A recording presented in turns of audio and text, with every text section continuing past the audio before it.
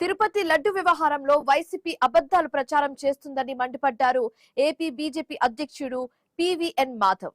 YCP ప్రభుత్వం హయాంలో అనేక ఆలయాలు, దేవత విగ్రహాలపై దాడులు జరిగాయని గుర్తు చేశారు.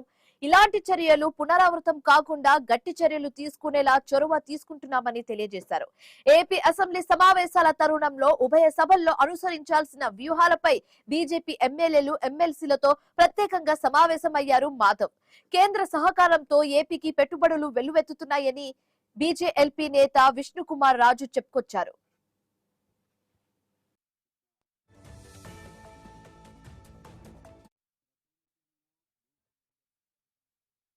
కేవలం లడ్డూనే కాదు, అనేక రకాల పవిత్ర స్థలాల సంబంధించిన అంశాల్లో గత ప్రభుత్వం చేసిన దాష్టికం ఒకటి కాదు, రెండు కాదు, చిట్టా తీస్తే వ్యవస్థలను నాశనం చేసే విధంగా, అన్య మతస్థుల యొక్క ప్రభావం పెరిగే విధంగా పెద్ద ఎత్తున గత ప్రభుత్వం చేయటం జరిగింది.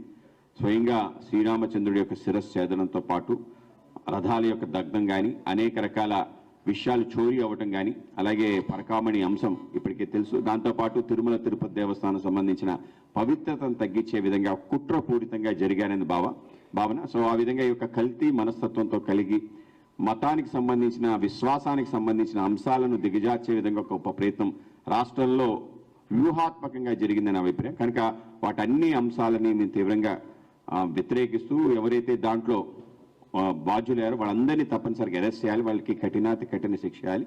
రాబో కాలంలో అటువంటి చర్యలు ప్రభుత్వం ఆధ్వర్యంలో చేపట్టాలి.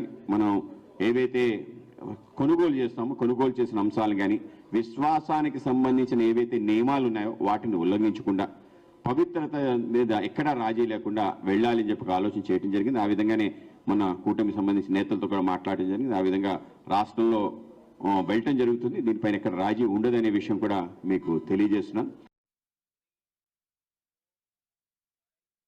ప్రపంచంలో గూగుల్ సంస్థ అమెరికా తర్వాత అత్యధికమైన ఇన్వెస్ట్మెంట్స్ ఆంధ్ర రాష్ట్రంలో విశాఖపట్నంలో పెట్టడం జరుగుతుంది.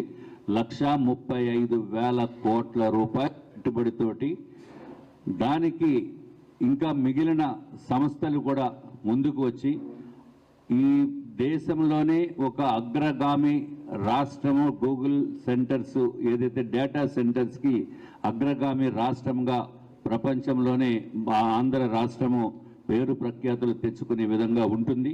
దీనికి ముఖ్యమైన కారణము ప్రధానమంత్రి నరేంద్ర మోడీ గారు ప్రోద్బలము, అట్లాగే గౌరవనీయులైన చంద్రబాబు నాయుడు గారు, లోకేష్ గారు, వారందరూ కూడా కలిసి మన ఆంధ్ర రాష్ట్రము కూటమి ప్రభుత్వము ఉంది అనే ఉద్దేశంతో ఏదైతే బయట ఇన్వెస్టర్స్కి, ఇండస్ట్రీస్కి పెట్టడానికి అనువైన ప్రాంతంగా మన విశాఖపట్నము అభివృద్ధి చెందుతుందంటే ఆంధ్ర రాష్ట్రము అభివృద్ధి చెందినట్టేగా మనం భావించవలసిన అవసరం ఉంది.